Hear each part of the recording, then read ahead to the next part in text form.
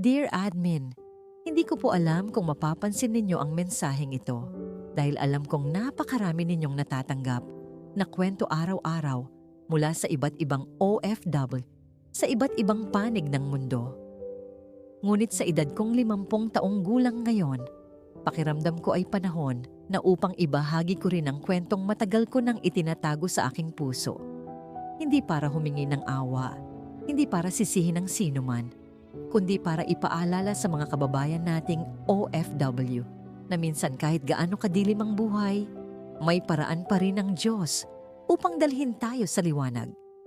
Habang sinusulat ko ito, ay nakaupo ako sa balkonahe ng aming bahay dito sa Qatar habang pinapanood ang bunso naming anak na nagdidilig ng mga halaman sa hardin. Ang panganay naman namin ay naghahanda para sa kanyang trabaho sa ospital kung saan siya nagtatrabaho bilang nurse. Minsan naiisip ko pa rin kung totoo ba talaga ang lahat ng ito dahil kung may nagsabi sa akin 25 taon na ang nakalipas na darating ang araw na magkakaroon ako ng ganitong buhay, marahil ay tatawa lamang ako at iisipin kong imposible iyon. Dahil 25 taon na ang nakalipas, wala akong sariling bahay, wala akong pamilya sa tabi ko, wala akong kasiguraduhan kung mabubuhay pa ba ako kinabukasan. At higit sa lahat, wala akong pag-asang makakatakas pa sa impyernong kinasadlakan ko bilang isang OFW. Admin, isa po ako sa mga babaeng tumalon mula sa isang gusali upang makatakas lamang sa aking mga amo. Hanggang ngayon ay hindi ko pa rin makalimutan ang tunog ng hangin noong araw na yon.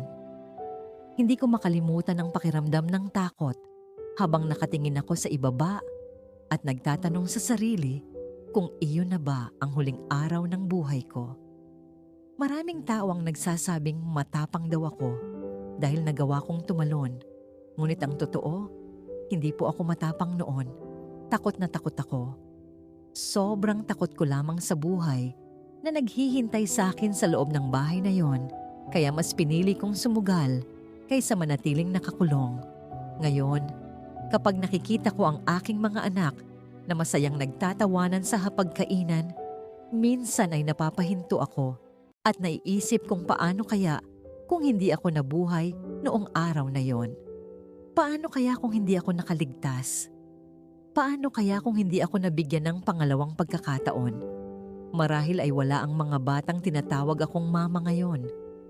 Marahil ay isa lamang akong pangalan na matagal nang nakalimutan ng mundo. Kaya ngayong 50 taong gulang na ako, gusto kong ikwento ang buong nangyari. Hindi ko na po babanggitin ang tunay kong pangalan, kaya tawagin na lamang ninyo akong Sarah. Taong 2001 nang magsimula ang lahat.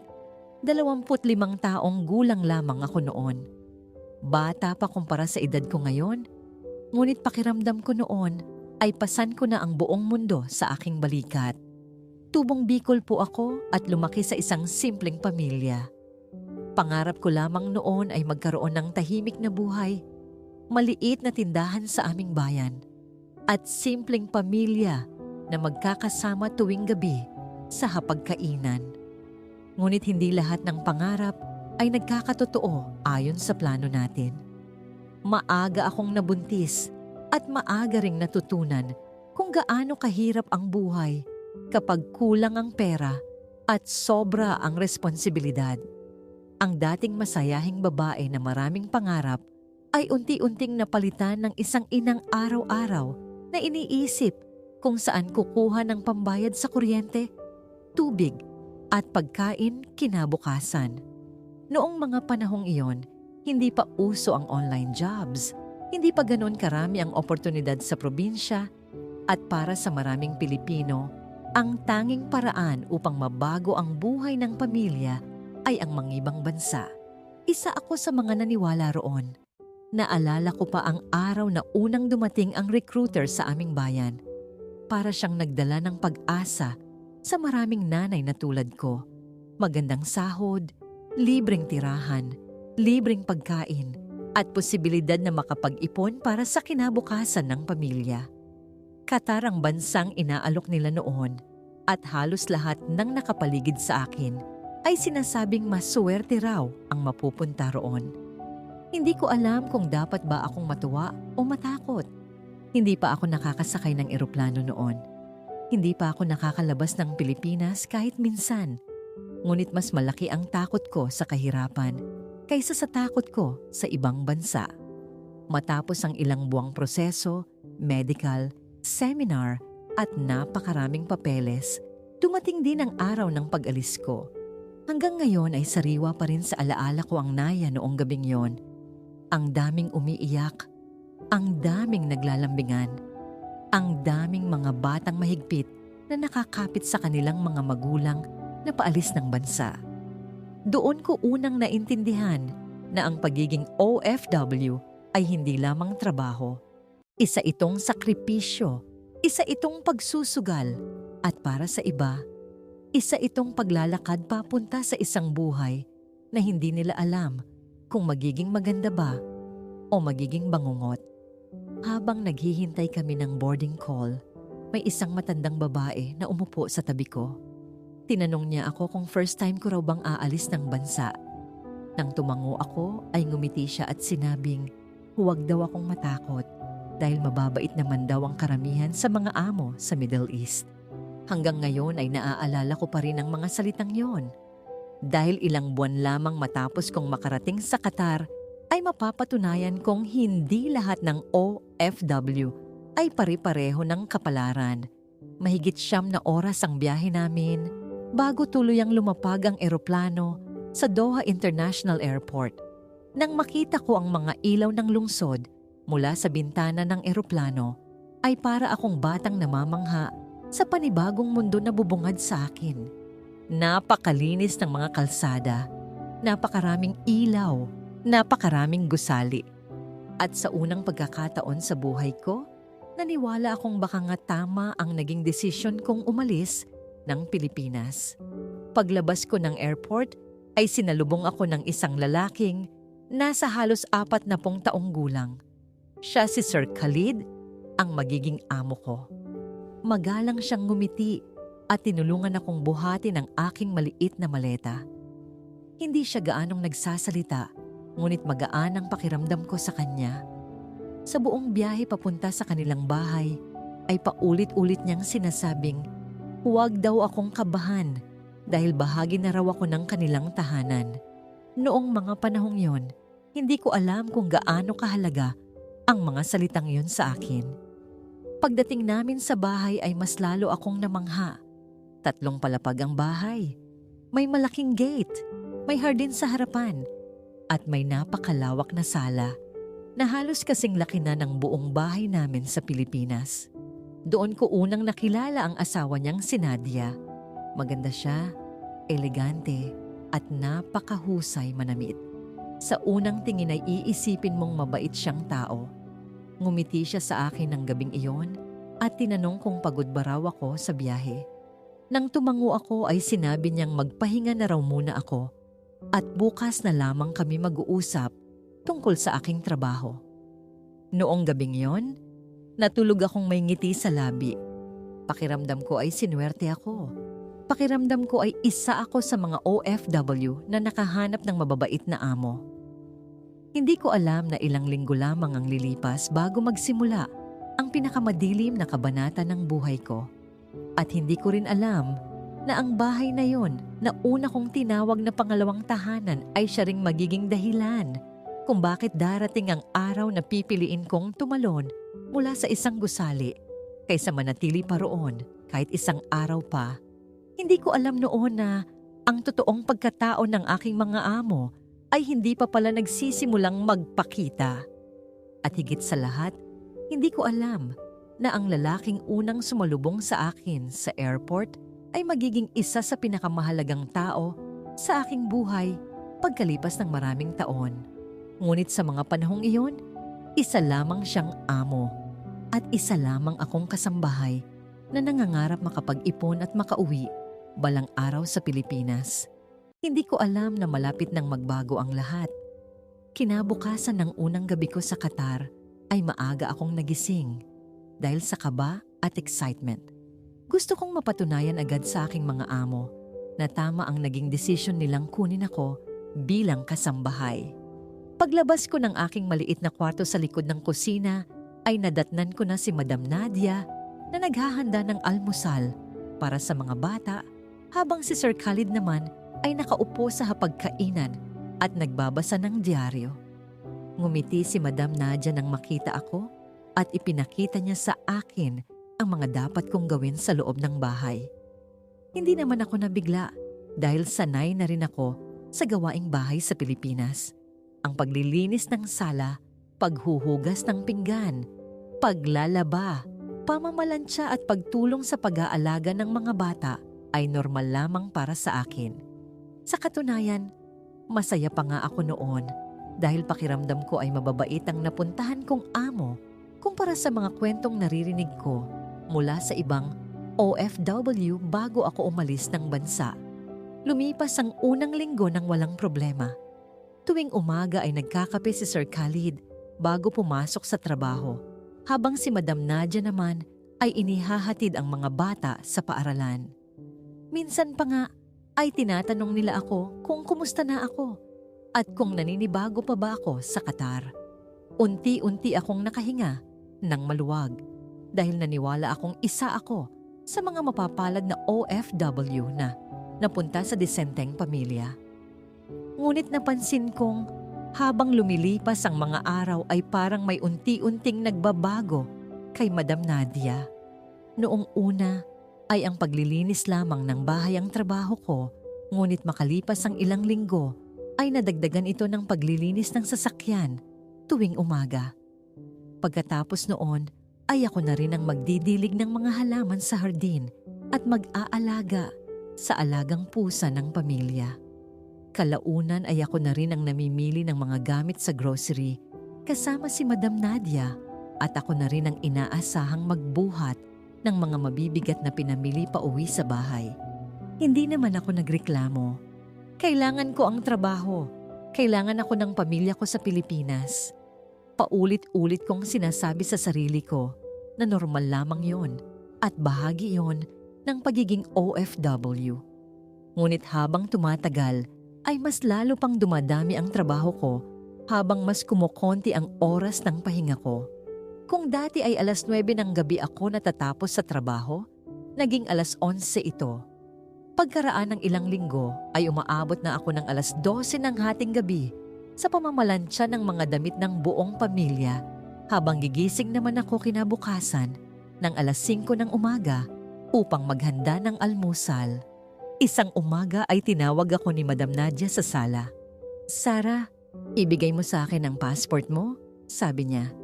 Hindi ko naman ito pinagdudahan dahil sinabi rin sa seminar sa Pilipinas na minsan ay hawak talaga ng employer ang passport ng kanilang mga kasambahay para sa safekeeping. Agad ko itong ibinigay sa kanya kasama ang iba ko pang dokumento. Hindi ko alam na yon na pala ang huling pagkakataong mahahawakan ko ang passport ko sa loob ng napakahabang panahon. Makalipas ang ilang buwan ay minsan kong tinanong si Madam Nadia kung maaari ko bang makita muli ang passport ko para makapag-photocopy ng ilang dokumento. Ngunit malamig niyang sinabi na huwag ko raw alalahanin ang mga bagay na hindi ko naman kailangan. "Nasa akin ang passport mo kaya ligtas iyon," sabi niya. Hindi ko na lamang ipinilit. Pagkatapos noon, ay napansin kong hindi na rin ako pinapayagang lumabas ng bahay ng mag-isa. Noong una ay sinasabi niyang delikado raw sa mga bagong dating na OFW ang lumabas nang walang kasama dahil baka maligaw ako. Ngunit kalaunan ay napansin kong kahit kapag gusto ko lamang bumili ng toothpaste o shampoo, ay kailangan ko pa ring magpaalam ng ilang araw bago payagan. May ilang pagkakataon ding dumaraan ang ibang Pilipinang kasambahay sa tapat ng bahay upang kumustahin ako, ngunit mabilis akong pinapapasok ni Madam Nadia sa loob ng bahay. Hindi mo kailangang makipagkaibigan sa iba. Nandito ka para magtrabaho, hindi para makipagkwentuhan. Minsan niyang sinabi sa akin in English na kahit hindi ako fluent, alam ko ang ibig niyang sabihin. Doon ko unang naramdaman ang kakaibang lungkot ng pagiging OFW. Napapalibutan ka ng napakaraming tao, Ngunit pakiramdam mo ay nag-iisa ka pa rin. Minsan ay nakatayo ako sa bintana ng aking kwarto habang pinapanood ang ibang tao sa labas na malayang naglalakad at nagtatawanan, habang ako naman ay hindi man lamang makatawid sa kabilang kalsada nang walang pahintulot. Hindi ko na malayang unti-unti na pala akong nakakulong. Isang gabi habang naghahapunan ng pamilya ay sinabi ni Sir Khalid na malapit na raw magsimula ang Ramadan. Hindi ako gaanong pamilyar noon sa tradisyong yon, kaya tahimik lamang akong nakikinig habang ipinapaliwanag nila na sa loob ng isang buwan ay mag-aayuno sila mula pagsikat ng araw hanggang paglubog nito bilang bahagi ng kanilang pananampalataya. Bilang Kristiyano ay iginagalang ko ang kanilang reliyon at wala akong nakitang problema roon. Sa katunayan, interesado pa nga akong matuto tungkol sa kanilang kultura at paniniwala. Ngunit hindi ko inaasahan ang sumunod na sasabihin ni Madam Nadia. Sarah, habang Ramadan ay wala ring pagkain sa loob ng bahay sa oras ng pag-aayuno. Sabi niya, akala ko, noong una ay ibig lamang niyang sabihin na huwag akong kakain sa harap nila bilang paggalang sa kanilang tradisyon. Ngunit nagkamali ako. Hindi, Sarah. Kung hindi kami kakain, hindi ka rin kakain. Lahat ng tao sa bahay ay mag-aayuno, dagdag niya. Napatigil ako kaya sabi ko noon, Madam, I am not Muslim. Mahina akong sagot. Hindi mahalaga yon. Nasa bahay ka namin, kaya susundin mo ang aming mga patakaran, sabi niya sa akin. Hindi ako nakapagsalita. Tahimik lamang si Sir Khalid noon habang nakatingin sa kanyang plato na para bang gusto niyang magsalita, ngunit pinili niyang manahimik. Kinabukasan ay nagsimula ang Ramadan. 3:00 pa lamang ng madaling araw ay ginising na ako upang maghanda ng pagkain para sa pamilya bago sumikat ang araw. Nagluto ako ng kanin, karne, tinapay at iba't ibang putahe habang pinapanood silang kumakain sa hapagkainan. Nang matapos silang kumain, ay iniligpit ko ang mga plato at nagsimula na naman ang trabaho ko para sa buong araw. Pagsapit ng 9:00 ng umaga, ay nagsisimula na akong makaramdam ng gutom. Ngunit tiniis ko lamang iyon.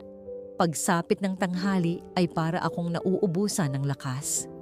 Bandang 2:00 ng hapon ay nahihilo na ako habang naglilinis ng hagdan. At nang sumapit ang 4:00 ay halos nanginginig na ang mga kamay ko habang naglalaba. Paulit-ulit kong sinasabi sa sarili ko na ilang oras na lamang at makakakain na rin ako. Ngunit pagsapit ng paglubog ng araw ay kailangan ko na namang maghanda ng hapunan para sa pamilya bago pa man ako makakain. Habang pinapanood ko silang kumakain sa hapagkainan, ay naramdaman kong kumakalam ang aking sikmura sa amoy ng bagong lutong pagkain. Hindi ko na matandaan kung kailan ako huling nakaramdam ng ganoong klaseng gutom. Noong gabing yon ay tahimik akong umiyak sa loob ng aking kwarto habang iniisip kung hanggang kailan ko kakayanin ang ganitong buhay. Hindi ko pa alam noon na iyon pa lamang ang simula. Dahil habang tumatagal ang Ramadan, hindi lamang gutom ang kakailanganin kong tiisin. May mas mabigat pang pagsubok na naghihintay sa akin sa loob ng bahay na yon. At ang pinakamahirap sa lahat ay ang unti-unting pagbabago ng tingin ni Madam Nadia sa akin. Isang pagbabago na kalaunan ay magdadala sa akin sa pinakamapanganib na desisyong gagawin ko sa buong buhay ko. Admin, hindi ko alam kung gaano katagal kayang tiisin ng isang tao ang gutom bago siya tuluyang bumigay. Ang alam ko lamang noon ay habang lumilipas ang mga araw ng Ramadan, ay pakiramdam ko ay unti-unti ring nauubos ang lakas at pag-asa ko. Hindi naman ako sanay sa pag-aayuno at kahit gustuhin kong igalang ang kanilang paniniwala, ay hindi ko maitatangging nahihirapan na ako. Gigising ako ng 3:00 ng madaling araw upang magluto ng pagkain para sa pamilya bago magsimula ang kanilang pag-aayuno. Ngunit pagkatapos nilang kumain, ay magsisimula naman ang buong araw kong trabaho na walang laman ang tiyan. Sa loob ng maraming oras ay ako ang naghahanda ng pagkain, naghuhugas ng pinagkainan, naglalaba, naglilinis ng 3 palapag na bahay at umaakyat baba sa hagdan habang pilit kong nilalabanan ng hilo at panghihina. Noong una ay sinasabi ko sa sarili kong matatapos din ang Ramadan at kailangan ko lamang magtiis ng kaunti pa. Ngunit habang tumatagal ay napapansin kong hindi lamang katawan ko ang napapagod kundi pati isip at damdamin ko. Madalas akong magising sa gabi dahil sa gutom at minsan ay nananaginip pa ako tungkol sa mga simpleng pagkain sa Pilipinas na dati ay hindi ko naman gaanong pinapansin. Naalala ko ang mainit na lugaw tuwing umaga, ang pritong isda at ang simpleng kape habang nakaupo sa harap ng aming bahay sa probinsya. Sa Qatar, napapalibutan ako ng pagkain araw-araw. Ngunit pakiramdam ko ay mas malayo ako rito kaysa noong nasa Pilipinas pa ako. Isang gabi matapos ang paglalaba, ay napansin kong may natirang piraso ng tinapay sa kusina na hindi naman ginalaw ng mga bata. Tumingin ako sa paligid upang siguraduhing wala ng tao sa ibaba at mabilis kong kinain ang tinapay habang nakatayo sa tabi ng lababo. Hindi ko ginawa yon dahil sa katakawan, kundi dahil pakiramdam ko ay hindi nakakayanin ng katawan ko ang isa pang araw na halos walang laman ang tiyan. Sa loob ng ilang segundo ay para akong nakaramdam ng kaunting lakas na matagal ko nang hindi nararanasan. Ngunit hindi ko namalayang may ibang taong nakakita sa akin. Nakatayo si Madam Nadia sa pintuan ng kusina habang nakatingin sa akin. Hindi ko na matandaan ang eksaktong mga salitang sinabi niya noong gabing iyon, ngunit malinaw pa rin sa isip ko ang galit sa kanyang mukha at ang paraan ng pagturo niya sa tinapay na hawak ko. Sa loob lamang ng ilang minuto ay para akong naging kriminal sa sarili kong lugar ng trabaho.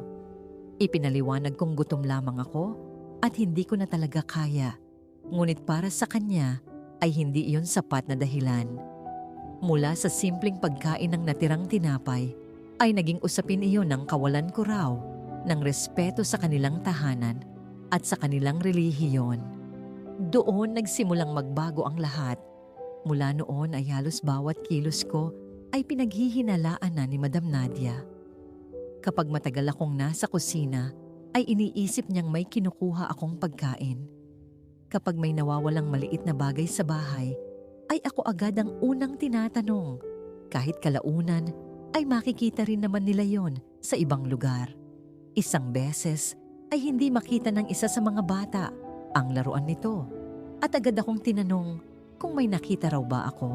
Kahit ako mismo ang tumulong maghanap hanggang makita namin ito sa ilalim ng sofa sa sala.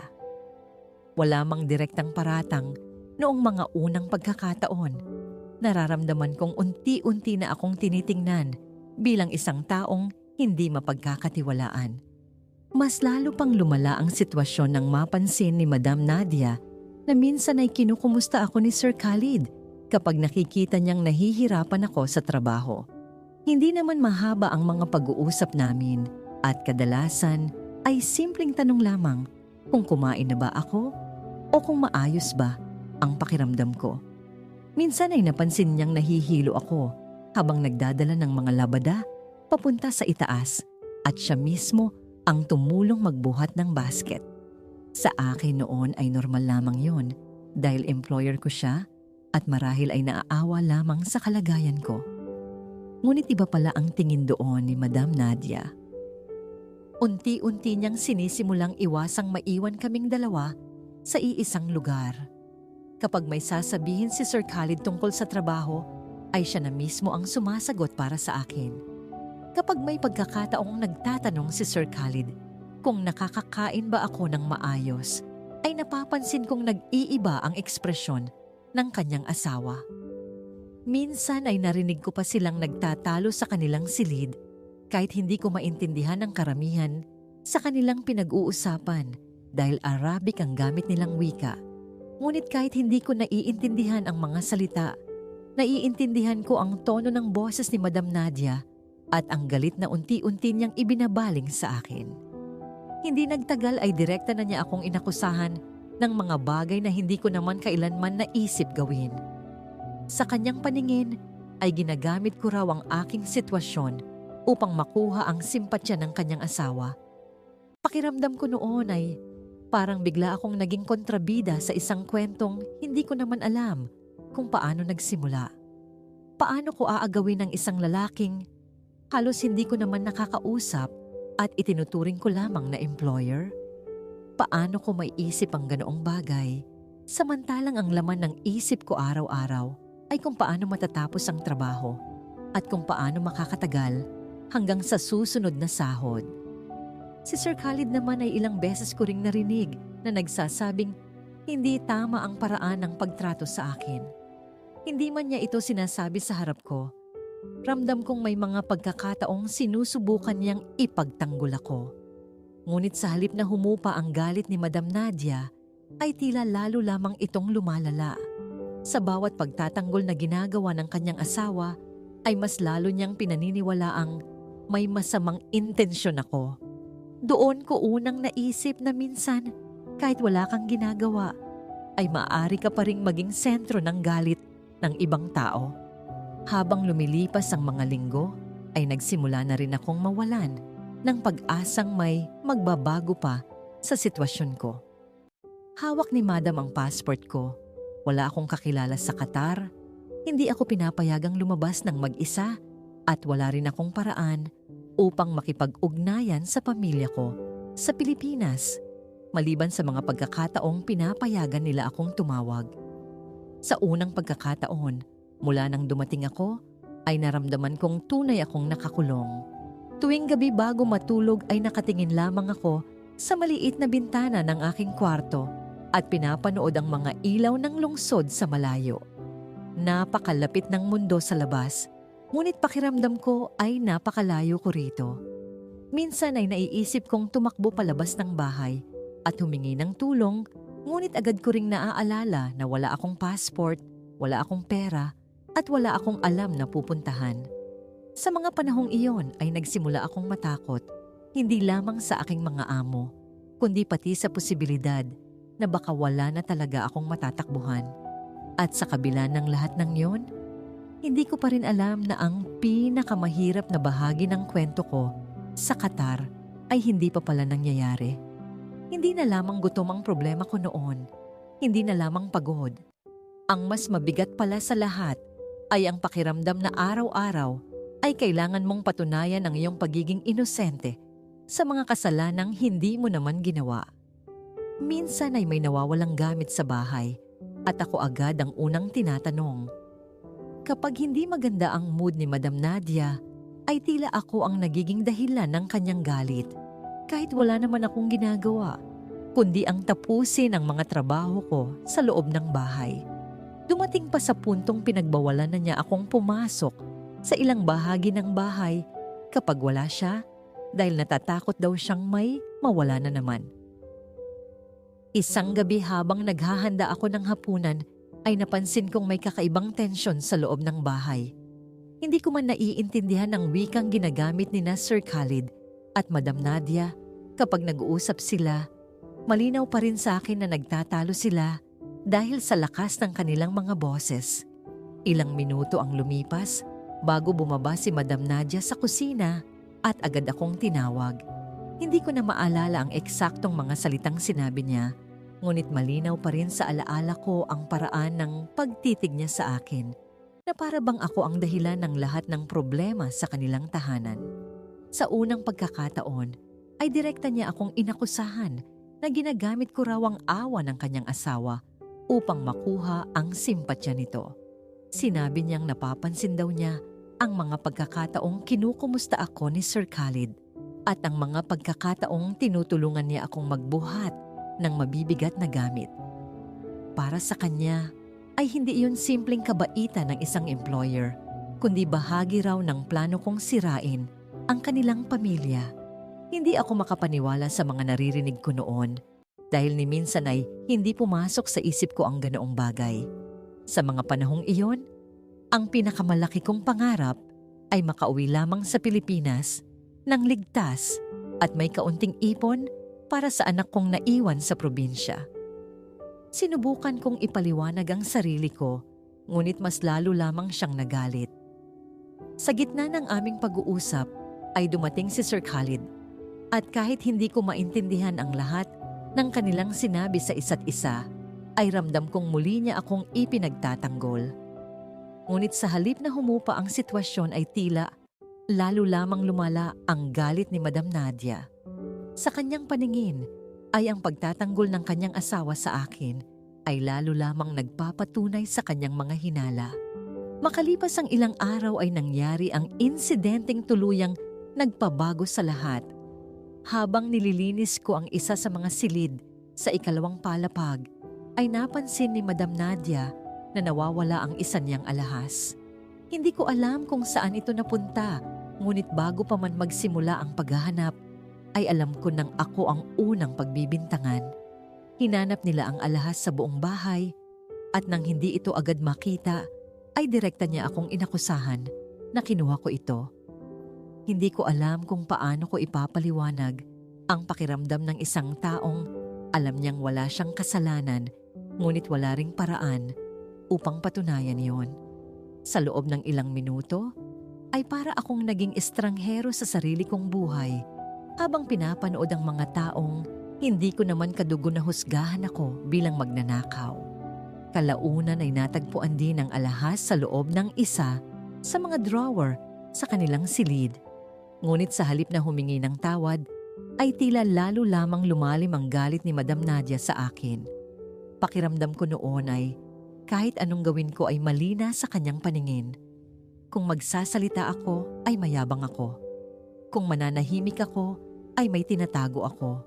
Kung ngumiti ako ay may masama akong balak, at kung umiiyak ako ay nagpapanggap lamang ako upang makakuha ng simpatya. Noong gabing iyon ay muli silang nagtalo ng kanyang asawa, at sa unang pagkakataon ay malinaw kong narinig ang boses ni Sir Khalid na nagsasabing hindi tama ang paraan ng pagtrato sa akin. Hindi ko alam ang buong usapan nila, ngunit sapat na ang ilang salitang Ingles na narinig ko upang maintindihan na ipinagtatanggol niya ako. Sa halip na makatulong, ay lalo lamang nitong pinasama ang sitwasyon. Nang gabing iyon ay tumingin sa akin si Madam Nadia na para bang ako ang dahilan ng pagkasira ng kanyang pamilya, kahit wala naman akong ginawa, kundi ang mabuhay araw-araw sa loob ng bahay na yon. Hindi ko alam kung kailan eksaktong pumasok sa isip ko ang ideyang tumakas. Siguro ay nagsimula iyon sa mga gabing nakatingin ako sa bintana ng aking maliit na kwarto habang pinapanood ang mga ilaw ng Doha sa malayo. Siguro ay nagsimula iyon sa bawat pagkakataong hinahawakan ko ang telepono at naiisip kong hindi ko matawagan ang pamilya ko dahil kontrolado nila ang halos lahat ng galaw ko. O baka nagsimula iyon sa araw na napagtanto kong wala na talaga akong matatakbuhan. At pagkatapos ay dumating ang araw na tuluyan nang nagpabago sa buhay ko. Hindi ko nasasabihin ang lahat ng detalye dahil kahit ngayon, makalipas ang 25 taon, masakit pa rin itong balikan. Ang alam ko lamang ay muli akong napahiya, muli akong napagbintangan, at muli kong naramdaman na parang wala ng taong naniniwala sa akin. Sa mga sandaling iyon ay hindi na ako nakapag-isip ng maayos. Hindi ko na inisip kung mabubuhay pa ba ako o hindi. Ang alam ko lamang ay gusto kong makatakas. At kaya ginawa ko ang bagay na hindi ko inakalang magagawa ko kailanman. Tumalon ako. Hanggang ngayon ay hindi ko pa rin alam kung ilang segundo akong nasa ere bago ako tuluyang bumagsak. Naalala ko lamang ang malamig na hangin, ang mga sigaw ng mga tao sa ibaba, at ang pakiramdam na unti-unting nawawala ang aking ulirat.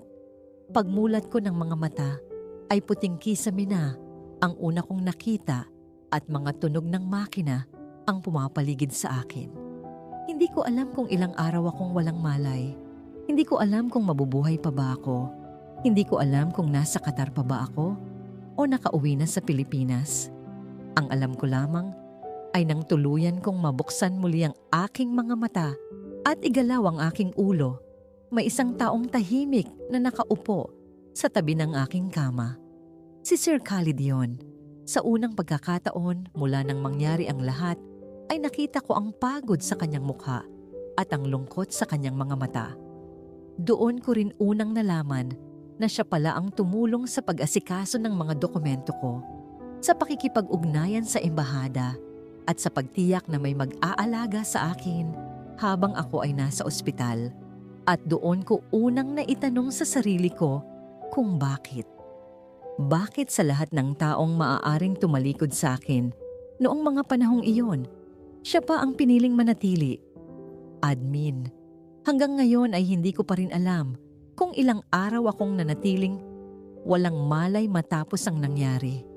Ang huling malinaw kong alaala noon ay ang malamig na hangin, ang mga sigaw ng mga tao sa ibaba, at ang pakiramdam na unti-unting nawawala ang lahat sa paligid ko. Nang muli akong magising ay puting kisame na ang bumungad sa akin at tunog ng mga makina ang una kong narinig. Ilang segundo pa bago ko tuluyang naunawaan na nasa ospital ako at buhay pa pala ako. Hindi ko maigalaw ng maayos ang aking katawan noong mga unang araw at halos bawat galaw ay may kasamang sakit. Mas masakit pa roon ang katotohanang hindi ko alam kung ano ang mangyayari sa akin pagkatapos kong gumaling. Wala akong passport, wala akong pera, wala akong pamilya sa Qatar, at wala akong ideya kung babalik pa ba ako sa bahay na pinanggalingan ko o kung tuluyan na akong mapapauwi sa Pilipinas. Sa mga sandaling iyon ay pakiramdam ko ay para akong batang muling nagsisimula sa wala. Ngunit may isang bagay na hindi ko inaasahan. Sa tuwing magigising ako, ay madalas kong makita si Sir Khalid na tahimik na nakaupo sa gilid ng aking kama. Minsan ay may dala siyang prutas, minsan naman ay simpleng kumustahan lamang ang ipinag-uusapan namin. Hindi rin siya nagtatagal sa bawat pagbisita, ngunit sapat na yon upang maramdaman kong sa unang pagkakataon mula nang dumating ako sa Qatar ay may isang taong tunay na nag-aalala sa akin bilang tao at hindi bilang empleyado. Doon ko rin nalaman na siya pala ang tumulong sa pakikipag-ugnayan sa embahada at sa pag-asikaso ng ilan sa mga dokumentong kailangan ko habang ako ay nasa ospital. Siya rin ang tumulong upang makuha muli ang ilan sa aking mga personal na gamit at matiyak na hindi ako basta-bastang mawawala sa sistema habang nagpapagaling. Hindi ko maintindihan noon kung bakit niya ginagawa ang lahat ng yon para sa akin, dahil sa isip ko ay isa lamang akong dating kasambahay sa kanilang bahay.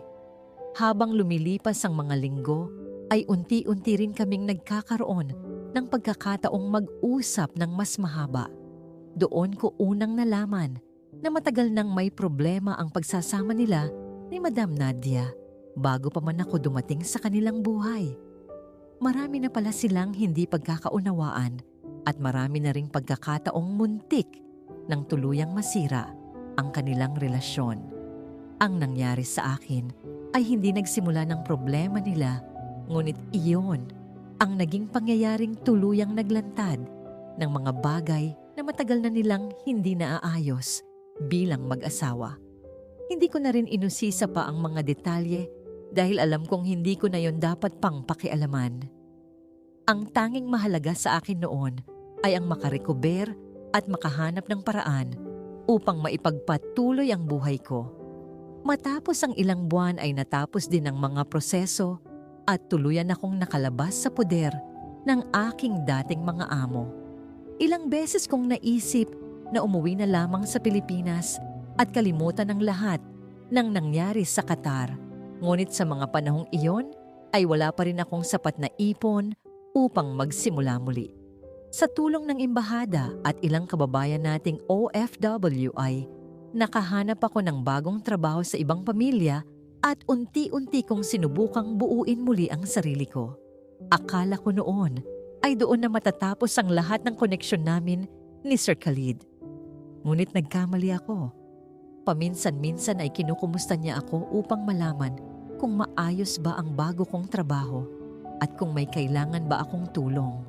Sa umpisa ay ilang buwan lamang ang pagitan ng aming pag-uusap hanggang sa kalaunan ay naging mas madalas na rin ang aming komunikasyon. Hindi iyon nagsimula bilang pagmamahalan at lalong hindi bilang isang lihim na relasyon gaya ng iniisip ng iba noon. Nagsimula iyon bilang pagkakaibigan sa pagitan ng dalawang taong parehong dumaan sa mahirap na yugto ng kanilang buhay. Lumipas ang mga taon at tuluyan ding nagtapos ang relasyon nila ni Nadia. Sa panahong iyon ay matagal na rin akong wala sa kanilang bahay at matagal nang wala ang anumang uri ng employer at employee relationship sa pagitan namin. Pareho na kaming may sarili naming buhay at sarili naming direksyon. Hindi ko alam kung kailan eksaktong nagbago ang lahat. Siguro ay sa mga simpleng pag-uusap tungkol sa trabaho at pamilya. Siguro ay sa mga pagkakataong pareho naming naaalala ang mga panahong halos pareho kaming nawalan ng direksyon sa buhay. O baka naman, dumating na lamang yon nang hindi namin namamalayan. Ang alam ko lamang ay isang araw ay napagtanto naming pareho na may nabuo ng higit pa sa pagkakaibigan. Hindi naging madali ang lahat. Maraming tanong, maraming paliwanag, maraming taong hindi nakaintindi sa aming naging desisyon. Ngunit sa pagkakataong iyon ay pareho na kaming malaya at wala nang sino mang dapat naming saktan o lokohin. At kaya matapos ang mahabang panahon ay nagpasya kaming magsimula muli. Bilang magkaibigan, bilang magkasama sa buhay, at kalaunan bilang mag-asawa. Hindi ko na po ikwekwento pa ang buong detalye kung paano kami umabot sa ganito for our privacy na rin. Ngayon, habang sinusulat ko ito sa edad na 50 taong gulang, minsan ay naiisip ko pa rin kung gaano kasakit ang mga pangyayaring pinagdaanan ko noon. Ang panganay naming anak ay isa ng nurse at ang bunso naman ay malapit nang makatapos sa universidad. Ang nag-iisa kong anak sa Pilipinas ay kasalukuyang nag-aaral ngayon, Canada. Madalas ay pinapanood ko lamang sila habang nagtatawanan sa sala at hindi ko maiwasang maalala ang batang OFW na minsang nakaupo sa maliit na kwarto sa likod ng kusina at umiiyak dahil sa gutom at takot. Kung may nagsabi sa akin noon na darating ang araw na magkakaroon ako ng sarili kong pamilya dito sa Qatar, marahil ay hindi ako maniniwala. Kung may nagsabi sa akin noon na mabubuhay pa ako matapos ang lahat ng nangyari, marahil ay tatawanan ko lamang sila. At kung may nagsabi sa akin noon na ang babaeng tumalon mula sa isang gusali upang makatakas sa kanyang bangungot ay magiging 50 taong gulang na ina na pinapanood ang kanyang mga anak na tuparin ang kanilang mga pangarap, marahil ay iisipin kong isa lamang yung kwento sa pelikula. Ngunit heto ako ngayon, buhay, masaya, at nagpapasalamat pa rin sa bawat umagang nagigising ako kasama ang pamilyang minsan ay inakala kong hindi ko kailanman magkakaroon. Kaya sa lahat ng OFW na maaring nakararanas ng matinding pagsubok habang pinapanood ninyo ang kwentong ito, gusto kong malaman ninyo na hindi man agad dumarating ang magandang bukas, hindi ibig sabihin noon na hindi na ito darating kailanman. Minsan, ang pinakamadilim na gabi pala ang simula ng panibagong umaga na hindi mo man lang pinangarap na posible. Mga kabayan, kung umabot kayo hanggang sa bahaging ito ng kwento ni Sarah, sana ay magsilbi itong paalala na sa likod ng bawat OFW na nakikita nating nakangiti sa larawan o video call, may mga laban at sakripisyong hindi nakikita ng karamihan. Maraming kababayan natin ang patuloy na nagsusumikap at nagtitiis sa iba't ibang panig ng mundo para lamang mabigyan ng mas magandang kinabukasan ang kanilang pamilya. Kung isa ka ring OFW o may mahal sa buhay na nagtatrabaho sa ibang bansa, Gusto naming malaman kung saan mo pinapanood ang video na ito. I-comment mo sa ibaba ang bansang kinaroroonan mo para mabati namin kayo mula sa iba't ibang bahagi ng mundo. Nakakatuwang makita kung gaano kalawak ang ating OFW family at kung gaano karaming Pilipino ang patuloy na lumalaban para sa kanilang mga pangarap. At kung nagustuhan mo ang kwentong ito, huwag mong palampasin ang isa pa naming kwento na pinamagatang Off sa Qatar, binayaran para magkaanak ang amo. Isang kwento na muling magpapakita ng mga hindi inaasahang sitwasyon at desisyong kinakaharap ng ilang OFW sa ibang bansa. Maraming salamat sa pananatili hanggang sa dulo ng kwentong ito. Kung may kwento rin kayong gustong ilabas, mga liham ng sakripisyo, pangungulila, tagumpay, o pagkatalo bilang OFW, bukas ang channel na ito para sa inyo. Pwede kayong magpadala ng inyong kwento at igagalang namin ang inyong pagkakakilanlan. Thanks for watching and we'll see you in the next video.